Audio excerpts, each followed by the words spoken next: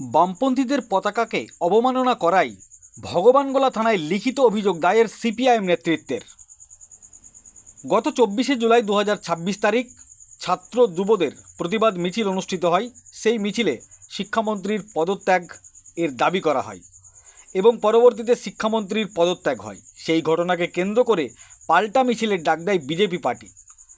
BJP পার্টির সেই মিছিলে সিপিআইএমের পতাকাকে অপমানিত করার অভিযোগে সিপিআইএম নেতা কর্মীরা ভগবানগোলা থানায় লিখিত অভিযোগ দায়ের করলেন। সিপিআইএম নেতা শফিকুল ইসলাম তিনি তিনার বক্তব্যে বললেন, সেদিনের মিছিলে যুবদের ছাত্রদের উত্থান সহ্য করতে না পেরে ডিওয়াইএফআই, লাল ঝান্ডা, স্টার, সিপিআইএমের চিহ্ন পতাকায় সেই বামপন্থীদের পতাকা ছিঁড়েছে, পতাকায় আগুন ধরিয়েছে এবং পতাকার উপরে পা দিয়ে হেঁটেছে বিজেপির কর্মী সমর্থকরা।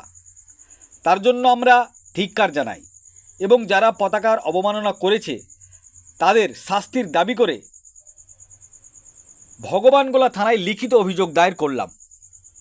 এবং এর পাশাপাশি তিনি আরও বলেন, ভারতবর্ষের যারা মনীষী, যারা বীর যোদ্ধা, যারা ভারতবর্ষকে স্বাধীন করার জন্য জীবন দিয়েছে, রক্ত দিয়েছে, যারা স্বাধীনতা সংগ্রামী, নেতাজি সুভাষচন্দ্র বসু, সুকান্ত ভট্টাচার্য সহ অন্যান্য স্বাধীনতা সংগ্রামীদের যারা অপমান করেছে তাদের শাস্তির দাবি করে ভগবানগোলা থানায় লিখিত অভিযোগ দায়ের সিপিআইএম নেতাকর্মীদের উদ্যোগে। বিস্তারিত কি বলেছেন শোনাবো আপনাদের।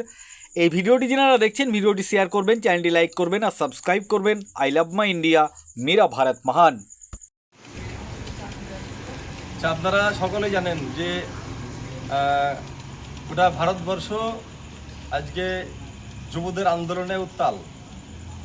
দিল্লির যন্তর মন্তরে আপনারা দেখেছেন কয়েকদিন আগে যে আন্দোলন চলছিল, গোটা ভারতবর্ষের যুব সম্প্রদায়ের যে আন্দোলনের যে দাবি ছিল, আপনারা সকলেই জানেন যে আপনার নিট পরীক্ষায় একটা সর্বভারতীয় পরীক্ষা, সেখানে সেই প্রশ্নপত্র টাকার বিনিময়ে বিক্রি হয়েছিল, যার ফলে গোটা যুব সম্প্রদায় আন্দোলনে ডাক দিয়েছিল যে একটা অযোগ্য শিক্ষামন্ত্রী তার অবিলম্বে পদত্যাগ করতে হবে। স্বাভাবিকভাবেই আমরা গোটার রাজ্যের যুব সম্প্রদায়কে আমরা এক জায়গায় করতে পেরেছিলাম এবং গত 3 দিন আগেই আপনারা জানেন যে শিয়ালদার, কলকাতার যে শিয়ালদা স্টেশনের সংলগ্ন সেই জায়গায় একটা বিশাল জমায়েত ছাত্র যুব এসএফআই ডিওয়াইএফআই ব্যাপক রকমের জমায়েত ছিল। সেই জমায়েতকে লক্ষ্য করে, সেই জমায়েতের যে রেস, যুব সম্প্রদায়ের যে আপনার উত্তাল পরিস্থিতি, সেটা তাদের সহ্য হয়নি বর্তমান আরএসএস এবং বিজেপি। এটাকে সহ্য করতে না পেরে আমাদের সংগঠনের পতাকা, এই যে ডিওয়াইএফআই লেখা সাদা ঝান্ডায়, সাদা পতাকায় এবং আর স্টার চিহ্ন, সেই পতাকাকে নিয়ে তারা ছিঁড়েছে এবং আগুন জ্বালিয়েছে এবং তারা পা দিয়ে মারিয়েছে যে পতাকা। তার তীব্র আমার ধিক্কার জানাচ্ছি। তাই গোটা রাজ্যব্যাপী আমরা প্রতিটা থানায় আমরা অভিযোগ দায়ের করছি সেই সমস্ত দুষ্কৃতীদের গ্রেপ্তারের জন্য।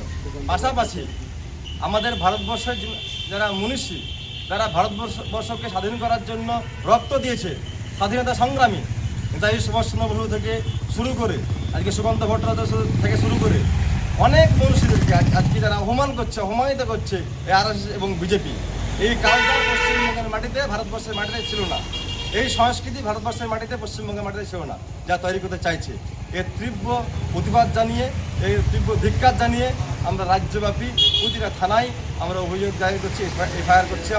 আজকে আমরা ভগবানগোলা থানায় আমরা ভগবানগোলা উত্তর এবং দক্ষিণ লোকাল কমিটির পক্ষ থেকে আমরা এফআইআর দায়ের করলাম ভগবানগোলা থানায়। বিজেপি জবাব দাও, জবাব নিতে ডিওয়াইএফআই লড়ছে,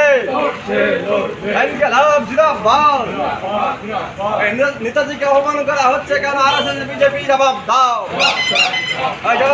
জবাব নিতে সমস্ত মানুষ এক হও,